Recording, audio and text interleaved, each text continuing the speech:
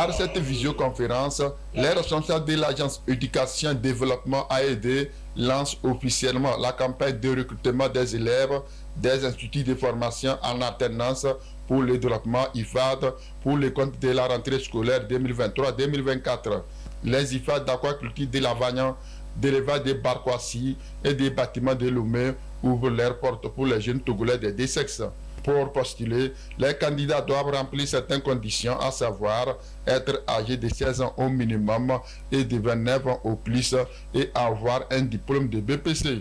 Cette année, nous avons voulu que les dossiers soient déposés en ligne, d'abord pour faciliter les déplacements des candidats, mais les candidats qui auraient quelques difficultés pour se déplacer, pour déposer leur dossier en ligne, peuvent toujours venir dans les IFAD et nous allons les aider à scanner leur dossier et à l'envoyer sur notre serveur.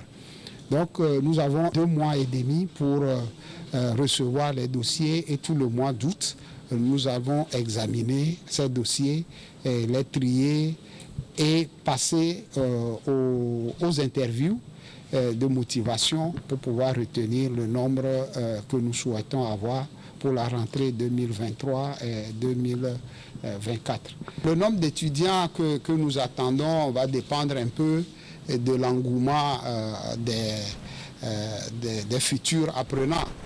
Nous avons la capacité d'avoir au minimum 90 à 100 apprenants par IFAD, mais nous allons voir les dossiers, si les dossiers sont consistants et que la motivation y est. À ce moment, nous pourrons dire exactement quel nombre nous pouvons prendre pour la rentrée prochaine.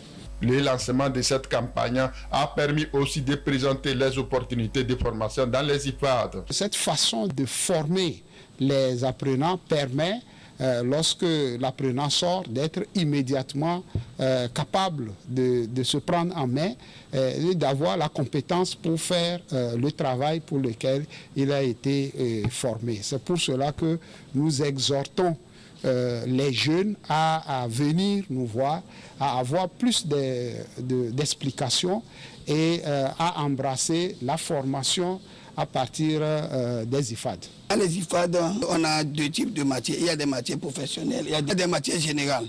Donc par rapport à ces matières, tout dépend de la spécialité dans laquelle nous sommes. Donc des matières générales conjuguent tout un ensemble de compétences pour permettre maintenant aux matières professionnelles du métier d'être mises en œuvre. Il y a également même des matières liées même à la prévention, santé, environnement, pour que l'apprenant ait tout un ensemble des matières liées à l'économie et à la gestion. Parce qu'il sera en entreprise, en situation, il faut qu'il soit capable de pouvoir s'adapter à tout. Nous ne formons pas parce qu'il faut former. Par exemple, en littérature, nous ne venons pas ici faire la littérature française, dire que non, que des siècles-lumière, non, ce n'est pas ça notre rôle ici. Ce que nous leur donnons, ce qui leur permet d'être prêts à tout moment, notamment l'élaboration des comptes rendus et la différence entre un entretien d'embauche et un entretien professionnel, et puis l'art de convaincre, l'art de faire un discours, le débat, ainsi de suite. Donc nous leur donnons ce qui leur permet d'être prêts. Né de la volonté du chef de l'État, Faure Gnassingbé, les IFAD contribuent à la promotion de la formation professionnelle de qualité. L'idée est de trouver la solution au problème de l'inadéquation formation-emploi. Démarrée ce 16 mai, cette campagne prendra fin le 31 juillet 2023. Pour tout renseignement, consultez le site internet de l'AED au www.aed-ifad.tg.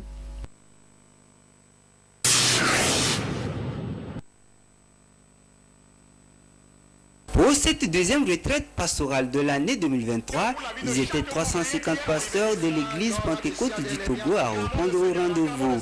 C'est le centre de formation et de développement basé à Adakapé, à Notier, dans la préfecture de Haro, qui a servi de cadre à cette communion spirituelle. Un retour aux sources indispensable dans la vie des pasteurs pentecôtistes.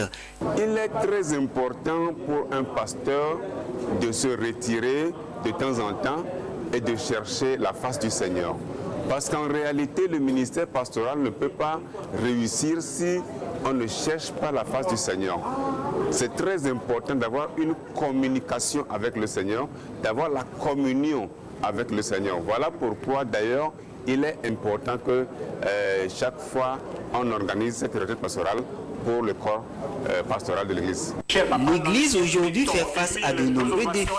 Elle a besoin des leaders éclairés qui prêchent la bonne nouvelle pour une profonde mutation de la société. Ces leaders que sont les apôtres et les pasteurs doivent être outillés sur la vie de l'Église Pentecôte et être surtout guidés par le Saint-Esprit.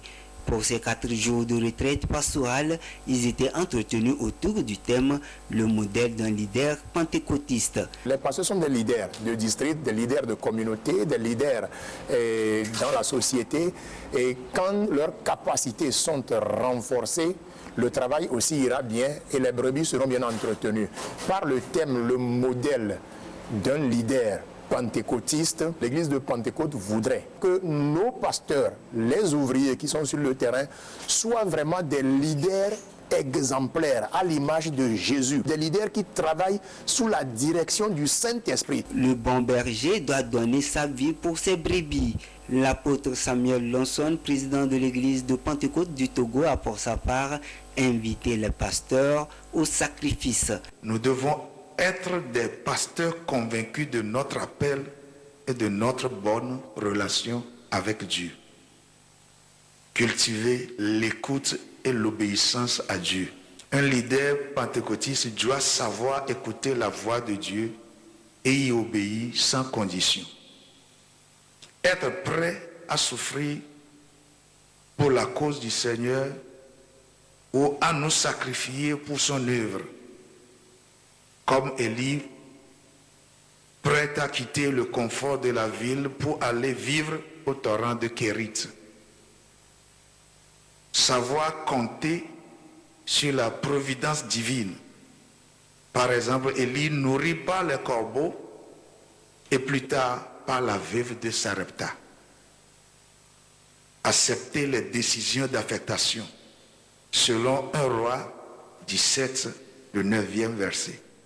Notons qu'en prélude à cette deuxième retraite pastorale de l'année 2023 s'est tenue au Centre de formation de développement les 7 et 8 mai, la 50e session du Conseil pastoral, une rencontre annuelle pour faire les différents rapports et définir de nouvelles orientations pour améliorer le fonctionnement et la vie de l'église de Pentecôte du Togo qui compte plus de 180 000 fidèles.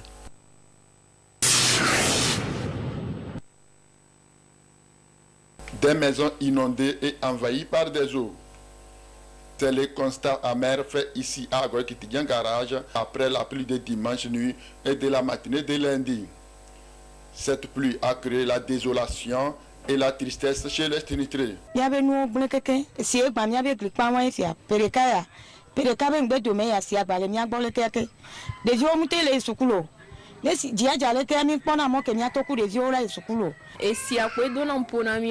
Esia e dija vile kwa ahoya me kenkendo na kpalo me cuisine me mimte no na emelo e ho me ko michina gade me chan e ho me chan si do na me budadu ba bin se ting budadu we to kon la bisu ta ho data bisu ba le de na le ting ne ta de waro to kunyu.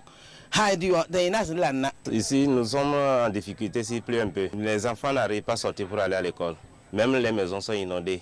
S'il pleut, on n'arrive pas à dormir. Tout le monde cherche à voir si l'eau va rentrer. On pense voir si ça va rentrer dans la chambre ou si ça ne va pas rentrer. La pluie a également entraîné le déracinement de certains arbres. Pour la zone, les habitants souhaitent la construction d'un bassin de rétention d'eau. Chaque fois qu'il pleut, c'est dans cette situation on se retrouve. Entre-temps, ils nous avaient promis qu'ils vont faire un bassin, mais jusque-là, voilà, pas de signe. Donc c'est une doléance qu'on demande au maire de faire quelque chose pour nous, quoi. Sinon, plus ça continue, plus on ne sait pas comment sera demain. Ici, il faut un bassin. Si aujourd'hui on vient, on fait un bassin, la route là serait dégagée. Agoy-Kitigan est l'un des quartiers inondables de Lomé. En attendant la solution idoine, les habitants du quartier sont invités à prendre des mesures nécessaires pour éviter des surprises désagréables.